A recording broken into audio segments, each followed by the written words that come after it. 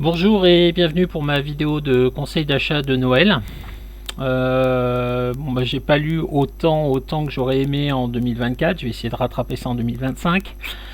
Il y a quelques omnibus qui sont stockés. Il y a pas mal de choses en attente. Donc là aussi, je vais essayer de limiter mes achats, d'autant plus que je suis reparti sur HeroClix, comme vous avez pu le voir sur la chaîne.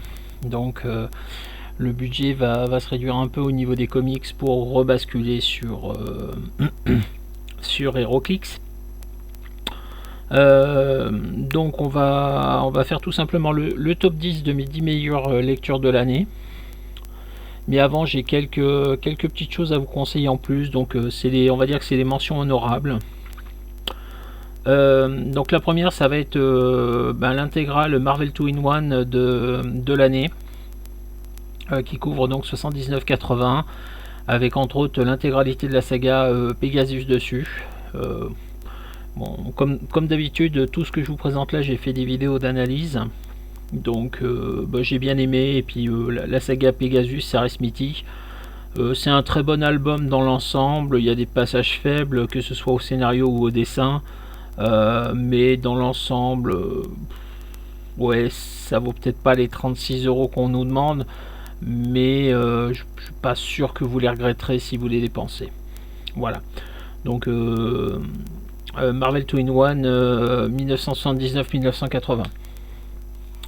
Autre mention honorable, donc les deux intégrales du Punisher. Alors oui, je commence mon top à partir de la dernière vidéo de conseil d'achat de Noël. Donc il y a aussi des choses de la fin 2023 sur mes conseils. Donc les deux intégrales, donc 87-88 et 88-89 du Punisher. C'est pas dans mon top 10 parce que c'est des relectures. C'est vraiment très bien, mais bon, c'est pas pour tous les publics. C'est clairement pas pour tous les publics. Et autant je suis très content d'acheter ces intégrales, autant je me sens pas le droit de les recommander à tout le monde parce que ça reste quand même un personnage assez spécial dans l'univers Marvel. Et ça me gêne aux entournures de me dire que c'est un bon achat de comics. Voilà. C'est un très bon comics en soi, mais est-ce que c'est à conseiller pour quelqu'un qui découvre, ou quelqu'un qui est un peu jeune, ou quelqu'un qui est un peu sensible à la violence? C'est pas fait pour tous les publics. Donc je recommande, mais c'est pas dans mon top 10 de l'année. Allez, on va commencer à faire un peu de place. On va continuer encore avec du Punisher, avec donc le run de Ruka, donc Retour sanglant et la dernière guerre. J'ai bien aimé les deux. J'ai un petit goût d'inutile quand même en lisant ça, puisqu'encore une fois, j'en reviens à mon commentaire sur le deuxième tome. Une fois que tout est fini, on a un peu l'impression qu'il serait rien passé, on serait arrivé au même résultat. Mais il y a quand même des développements intéressants, il y a quand même une prise de risque sur la création de l'histoire qui vaut le détour. Donc l'histoire est complète avec ces deux albums, donc pareil, je peux pas me permettre de conseiller le Punisher à n'importe qui, encore plus celui-là, Claude, parce que celui-là est encore plus violent, je trouve. Mais c'est vraiment des très très bonnes histoires. Toujours dans les conseils, alors Strange Academy, les 4 tomes. Là, c'est plutôt le côté un peu enfantin des personnages qui me le font enlever du top 10. Ce qui est paradoxal quand on verra un des éléments du top 10, mais bon, voilà. C'est très bien écrit, c'est tout public. J'ai rien à redire, mais après on va vraiment être sur une question de goût personnel, de dire que ouais, j'ai aimé plus les autres trucs que j'ai mis dans mon top 10 que ça. Donc ça, je vous le conseille sans réserve ou presque. Simplement, j'ai mis en stock. Voilà, pour les lectures de l'année, j'ai mis en stock. Hop. Le chant du bourreau. l'exemple parfait de ce que devrait être un crossover. C'est autocontenu. Il y a un début, il y a une fin, il s'est passé des choses, les choses ont des conséquences, même si elles sont limitées dans le temps. Ça redistribue les relations, ça redistribue la vision des choses. Sincèrement, j'aimerais que les crossovers Marvel soient tous comme celui-là qui au moins en 12 épisodes fait le taf, quoi. Je pense, je trouve vraiment que les derniers crossovers que j'ai pu lire, alors c'est peut-être un petit peu moins vrai avec Empire, encore que on nous promet une suite que je n'ai toujours pas vue. Alors elle existe peut-être et je l'ai peut-être loupé, mais voilà.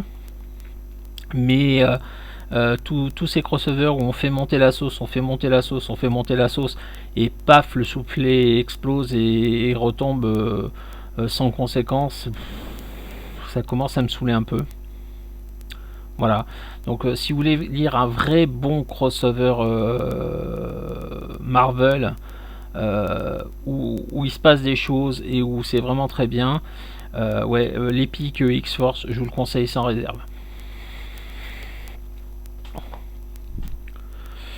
Et enfin, je ne l'ai pas mis dans mon top 10 parce que j'ai pas fini de lire le tome 3 que j'ai récupéré, que je suis en train de lire. Untold Tales of Spider-Man. C'est clairement ce que j'ai pu lire de mieux sur Spider-Man depuis des années. Il n'y a aucun doute possible. Qu'est-ce qu'on peut dire de plus? Pas grand-chose.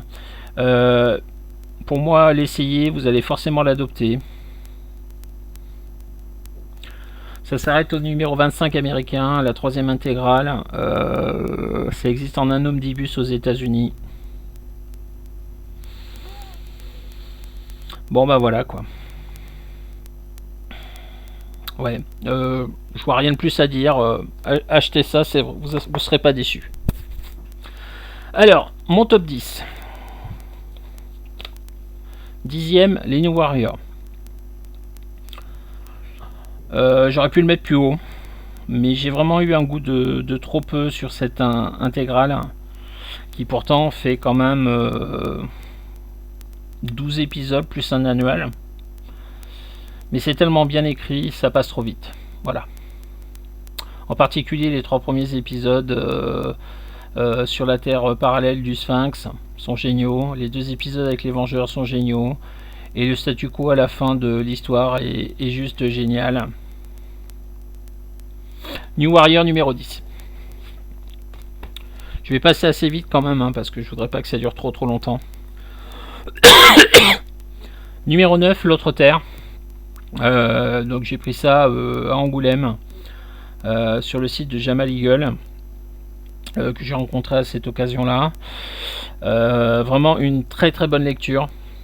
Qui me donne envie de lire la suite, qui malheureusement n'est sûrement pas traduit en français, je pense, et ne le sera sans doute jamais. Donc on va se procurer des TPB américains quand on aura l'occasion. L'autre Terre, recommandé sans réserve.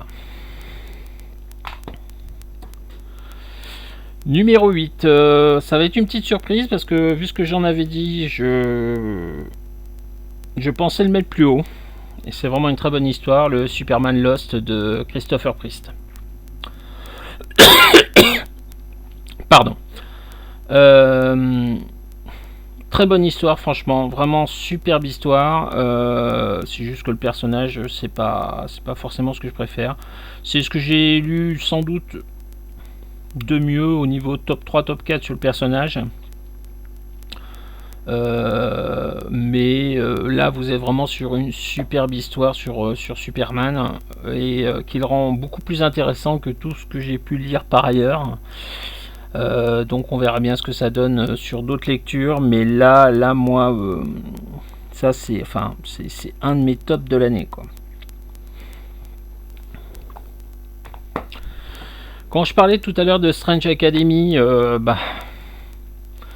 là aussi des histoires de gosses, mais vraiment une de mes histoires préférées de l'année, les Super Sons. J'ai vraiment adoré. J'étais mort de rire du début à la fin. Le relationnel entre les deux personnages est vraiment hyper intéressant. Et je ne peux que vous conseiller d'acheter ce petit bouquin qui ne vaut que 5,90 €. Là, vous êtes sûr de vous faire plaisir au niveau de la lecture. Au niveau des dessins, le trait se rapproche quand même pas mal du manga, mais c'est super sympa. Donc Super Sons, numéro 7. Ouais, 7. Numéro 6. Junkyard Joe. La surprise de l'année. Je m'attendais pas à ce que ce soit aussi bien. J'ai mis très longtemps à le lire, comme je le disais. Finalement, je regrette parce que j'ai trouvé quelque chose qui m'a beaucoup plu, bien plus que Geiger. La suite de cet univers-là arrive au mois de février. Autant j'ai fait l'impasse sur des trucs comme les Transformers, Void Rivals et tout ça, autant l'univers de Geiger The Unnamed, je pense que je vais me pencher dessus parce que autant Geiger, encore une fois, c'était pas mauvais mais c'était pas exceptionnel, autant là Junkyard Joe, franchement c'était top.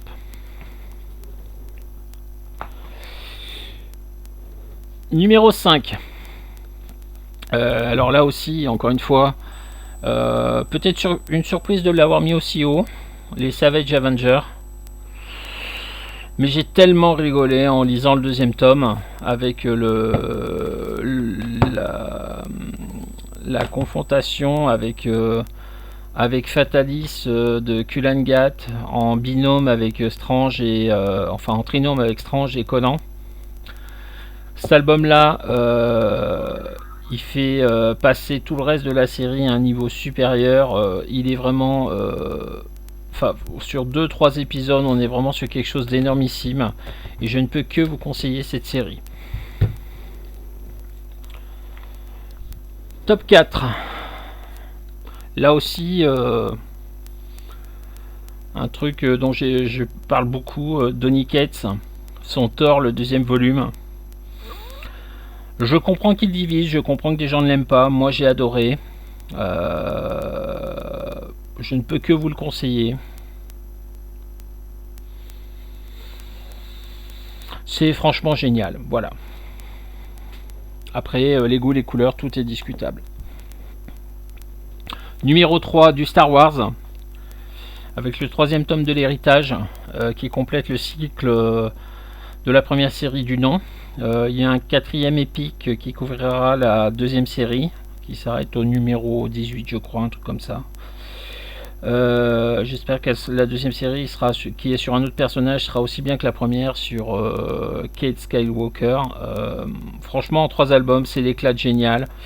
Je ne peux que vous dire une seule chose, j'aimerais tellement que tout Star Wars soit comme ces albums là. Numéro 2, j'en ai parlé, j'en ai dit beaucoup de bien. Aerosmith. Le seul bémol que j'ai, c'est que le tome 2 s'arrête en plein milieu de l'histoire. Il faudrait donc une autre mini-série pour conclure l'histoire.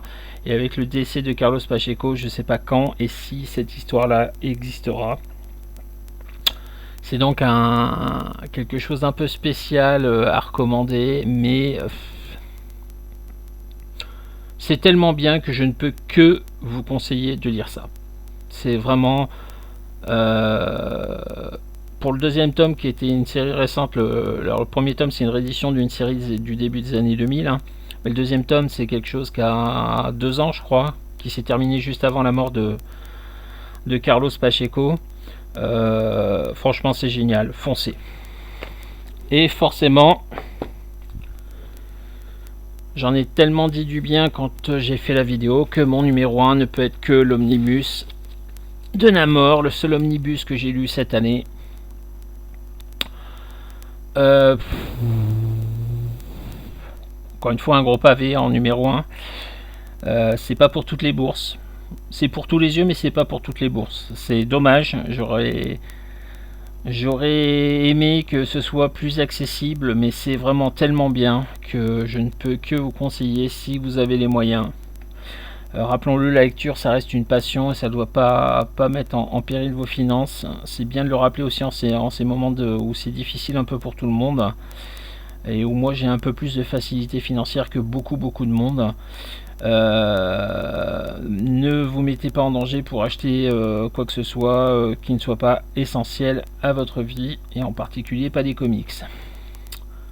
Bon, l'omnibus. La première partie dessinée par John Byrne est juste géniale.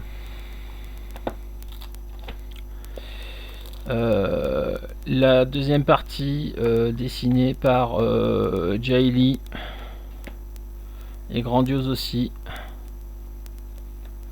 Franchement, le fait qu'en plus l'histoire soit complète dans cet omnibus, c'est-à-dire que les épisodes suivants partent sur une autre équipe artistique et avec de nouvelles histoires indépendantes de celle-là, font que c'est très bien de l'acheter, puisqu'en fait on a tout en un seul endroit, et si on veut pas lire la suite, il n'y a rien qui nous manque en fait. Voilà donc mes recommandations de cette année, une année de lecture comme je le disais un peu limitée. J'espère avoir un peu plus de temps pour lire l'année prochaine, et puis je vais essayer là aussi de raisonner mes achats sur des choses que je vais avoir le temps de lire, parce que j'ai beaucoup de choses dans ma pile à lire et ça serait bien que je la réduise un peu. Voilà. À bientôt tout le monde.